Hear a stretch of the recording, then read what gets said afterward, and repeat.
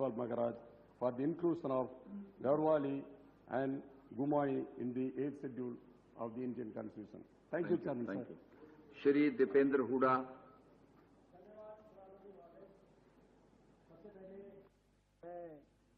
सभापति महोदय का धन्यवाद करना चाहता हूं कि अवसर हमें मिला इस बहुत महत्वपूर्ण विषय पर चर्चा करने का। भी अपनी तरफ से पुरजोर समर्थन करता हूं गढ़वाली और कुमाऊनी भाषा को 8वीं अनुसूची में शामिल करने के लिए। ये महत्वपूर्ण भाषा है, बहुत गौरवमय इनका इतिहास है। जिस तरीके से अभी रघुवंश प्रसाद जी ने और बाकी वक्ताओं ने इन भाषाओं के इतिहास के बारे में बताया, और हमारा भी संबंध उस क्षेत्र से रहा है। पिछली 3 पीढ़ी से हमने वहां पे खेती करी है। बाजपुर पड़ता है, आप अच्छे से जानते हैं सभापति महोदय। वहां पे हमने हल जोया है, ट्रैक्टर में हैरो जोई है, आप मान सकते हैं, हल का जमाना तो नहीं रहा। तो वहां पे हमने खेती करी, हमने देखा इन भाषाओं में। और साथ में ये भी एक इत्तेफाक की बात है कि बहुत से लोग कुमाऊं और गढ़वाल के मेरे लोकसभा क्षेत्र के अंदर, रोहतक के अंदर रहते हैं। उनकी बहुत बड़ी सभा भी है। अगर इस बात में सफलता मिले ना मिले, मुझे यकीन है कि वो लोग आपको आपके नागरिक अभिनंदन के लिए बुलाने के लिए बहुत ही जो है चाहेंगे।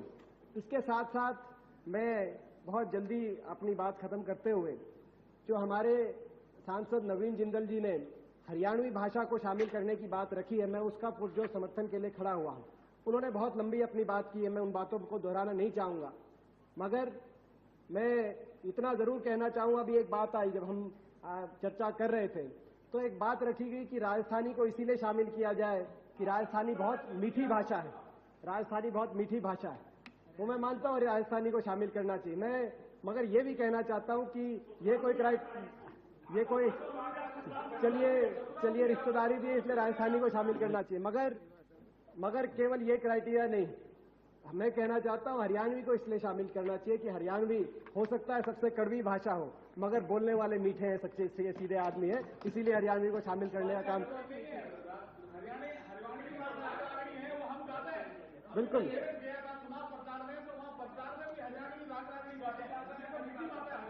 बिल्कुल सही बात है। दिल से निकली हुई भाषा है हरियाणवी, दिल से निकली हुई भाषा है और सच्चे सीधे लोग हैं। हमारा देश हरियाणा, जित दूध दही का खाना। हमने विश्वासघात करना नहीं आता सभापति महोदय। हम सीधी बात करते हैं, सीधा बतलाते हैं, जो मन में है वो बात कहते हैं। एक बार की बात है, भगवान, ये जो हरियाणवी भाषा का जहां से शुरुआत हुई उसके बाद में मैं जाना चाहूंगा। भगवान शिव और पार्वती जी एक भ्रमण पे निकले हुए थे। जब भ्रमण पे निकले, हिमालय से नीचे आए, तो वो एक ऐसे जगह पहुंचे जहां पे खेत खलियान, लोग बहुत खुश थे, सुखाल थे। तो मगर जब पार्वती जी ने देखा तो देखा कि सारे गूंगे, कोई बोल नहीं रहा। तो जब वो कोई बोल नहीं रहा तो उन्होंने भगवान शिव से कहा कि हे प्रभु, आपकी ऐसी क्या आपका जुल्म है कि यहाँ पे कोई आदमी बोल नहीं रहा। तो बोला कि कहते पार्वती, इनको न्यूए रहने दे, इनको जिसे है उसे रहने दे, मेरी बात मान, ज्यादा जिद नहीं करते, चलो गूंगे रह जाएंगे। कोई ना कोई कारण है, कोई भेद है तो नहीं बताता, मगर इन्हें गूंगा रहने दे। पार्वती जी ने उनको कहा कि नहीं जी, ये इतने खुश लोग हैं, इतने मेहनतकश लोग हैं, इतने बढ़िया ये मेहनत कर रहे हैं, इनको आप भाषा जरूर देने का काम करें, इनको बोली देने का जरूर काम करें। अगर नहीं दोगे तो मैं आगे नहीं जाऊंगी, मैं तो यहीं रहूंगी और मैं भूख हड़ताल पे बैठूंगी जब तक इनको आप भाषा नहीं देते। तो भगवान शिव जी ने जब ज्यादा दुखी हो गए, कई देर तक उनको मना किया। ज्यादा दुखी हो गए तो अपनी जेब से एक उन्होंने लकड़ी निकाली, जादू की लकड़ी निकाल के उनमें से एक को बुलाया कि भाई न्यूना भाई। तो जब वो आदमी उसके पास आया तो उनके मुंह पे जो है, क्योंकि गूंगे थे, मुंह सिला हुआ था, तो जो सिलाई थी मुंह पे उसको हटाने का उन्होंने काम करना शुरू किया। जैसे ही थोड़ी सी सिलाई हटाई, उस आदमी ने झट से बोला, अरे मोलड़, मेरे मुंह में न्यू गुटका क्यों गालन लग रहा है, इसने निकाल बाहर। तो कहने का मतलब ये है कि जो उनके मन में है वही बात सामने निकलती है। जो मन के अंदर बात है वही बात निकालने का काम करते हैं, कोई चाहे भगवान की बात हो चाहे आम आदमी की बात हो। ये शूरवीरों की भाषा है। शुरू से लेकर आखिर तक अगर हिंदुस्तान का इतिहास देखेंगे तो यहीं पे लड़ाई हुई है। कुरुक्षेत्र की लड़ाई से लेके पानीपत की लड़ाई तक आज भी ये भाषा ऐसी है जो हमारे देश की सारी सीमाओं पे बोली जाती है। हर 10वां सैनिक आज भी हरियाणा से आता है। तो चाहे वो कश्मीर की बात हो, कन्याकुमारी की बात हो, देश में अगर कहीं पे हमारी सीमा है, वहां कोई भाषा बोली जाती है तो हरियाणा की भाषा बोली जाती है।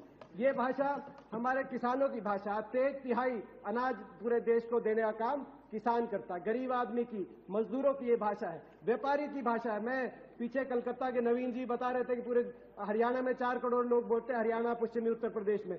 मैं इनको बताना चाहता हूं कि इनके समाज के बहुत से लोग, हम कलकत्ता गए तो वहां पे हमारे स्वागत के लिए आए, हजारों की तादाद में, और उनको मेरे को लगता है कि मैं हिंदी भी भाषा अच्छे से नहीं बोलते, या तो वो बंगाली बोल रहे थे या वो हरियाणवी भाषा बोल रहे थे। जब मैं स्वयं बहुत वर्ष अमेरिका रहता था, तो जब मैं अमेरिका पढ़ने गया, वहां काम करने गया, तो मेरी गाड़ी के अंदर अगर कोई कैसेट चलती थी, कोई सीडी चलती थी, तो हरियाणवी रागनियों की सीडी चलती थी। वहां पे मैंने अमेरिका के अपने दोस्तों को भी हरियाणवी समझाने की पूरी कोशिश करी। लोग वहां पे मेरे बहुत से जो हिंदुस्तान के दोस्त थे, वो कहते थे कि भाई इन हरियाणवी कैसेटों को, इन हरियाणवी रागनियों को अपनी गाड़ी से निकाल दो और अंग्रेजी गीत इसके अंदर डाल दो। मैंने उनको कहा, भाई ऐसा है कि भाई मेरे को तो हरियाणा में निकाल सकते हो, मगर मेरे भीतर से हरियाणवी नहीं निकाल सकता, यहाँ भी हरियाणवी रागनी ठोकने का काम करूंगा। ये भाषा ऐसी भाषा, ये भाषा मेहनतकश लोगों की भाषा है। इस भाषा में खेत खलिहान की सुगंध आती है। इस भाषा को इसीलिए बहुत से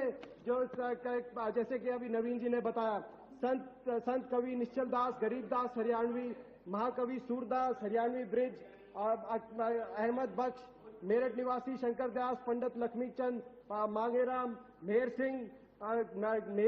सिंह बरोनिया, नंदलाल, बहुत से हमारे, चाहे वो भजनी हैं, चाहे वो कवि हैं, चाहे साहित्यकार हैं, 400 वर्ष से साहित्य का काम इस भाषा के अंदर हो रहा है। तो मैं मंत्री जी से कहना चाहता हूँ, इनका भी जो लोकसभा क्षेत्र है वो हरियाणा से सटा हुआ, अलवर जो क्षेत्र है वो हरियाणा से सटा हुआ है, उसमें भी हरियाणवी भाषा का भी काफी प्रभाव है। तो उस बात को ध्यान में रखते हुए मैं मंत्री महोदय से कहना चाहता हूं कि हरियाणवी को, और हरियाणवी के अंदर जब तक ये 8वीं अनुसूची के अंदर शामिल होती है और शामिल होने के बाद संविधान का संरक्षण मिलता है, तब तक हरियाणा के अंदर जो बाकी भाषाएं बोली, हमारी सारी भाषाएं बोली जाती हैं, चाहे वो देश वाली की बात है, बागड़ी की बात है, हमारी ब्रज भाषा की बात है जो पलवल में और फरीदाबाद में बोली जाती है, चाहे हमारी मेवाती की बात है जो कि हमारे मेवात क्षेत्र के अंदर बोली जाती है। मैं बताना चाहता हूं, अभी पीछे पाकिस्तान के अंदर हमारा डेलीगेशन गया था। पाकिस्तान के अंदर जैसे ही हमारा डेलीगेशन, हमने वहां पे पाकिस्तान के अंदर कदम रखा,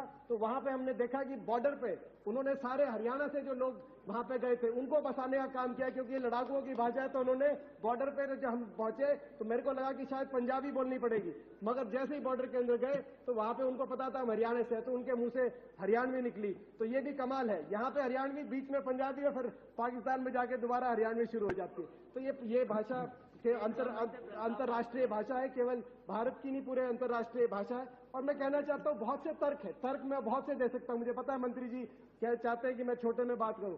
बहुत से तर्क है कि हरियाणवी क्यों होनी चाहिए। अब हरियाणवी इसीलिए होनी चाहिए, ये एक ऐसी भाषा है, इसमें आप हिंदी भी बोल सकते हैं और अंग्रेजी भी बोल सकते हैं। मैं हिंदी भी हरियाणवी में बोल के आपको दिखा सकता हूँ जो आप कह रहे थे, और मैं अंग्रेजी भी हरियाणवी में बोल के दिखा सकता हूँ आपको, आप जो कह रहे थे।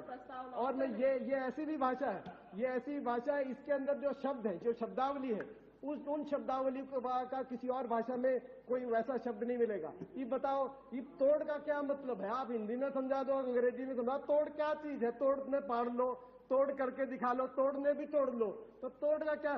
तो ये हमारे अंदर, हमारे हरियाणवी के अंदर इस तरह के शब्द है, इसीलिए इसका संरक्षण जरूरी है। जो आप पूछ रहे थे कि हिंदी, आपने सभापति जी ने कहा कि हिंदी जैसी है, मैं मानता हूं, और हिंदी आंदोलन के लिए हम भी पूरी तरीके से शरीक है उसमें। हिंदी आंदोलन में हमारा भी पूरा साथ आपको है, मगर हरियाणवी के अंदर इस तरह के शब्द आपको मिलेंगे जो किसी और भाषा के अंदर ना तो मिलेंगे, ना ही उनका कोई मतलब आपको समझ में आएगा। उनका मतलब एक हरियाणवी दूसरे हरियाणवी को ही कह सकता है कि खिचखिच हो रही है। खिचखिच का क्या मतलब है, किसी और भाषा में समझ में नहीं आ सकता। ये हरियाणवी को दूसरा हरियाणवा, जो अभी नवीन जिंदल जी और मैं बात कर रहे थे। तो आज मैं बहुत धन्यवाद देना चाहता हूँ सतपाल महाराज जी को कि इतना महत्वपूर्ण विषय इन्होंने उठाने का काम किया, और मैं आग्रह करना चाहता हूं मंत्री जी से कि हरियाणवी को शामिल करें, और हरियाणवी के साथ साथ जितने हरियाणा के अंदर ये विभिन्न भाषाएं बोली जाती हैं, चाहे वो बांगरू की बात है, बागड़ी की बात है, ब्रिज भाषा की बात है, मेवाती की बात है, देशवाली की बात है, इन सभी भाषाओं को किस प्रकार से संरक्षण मिले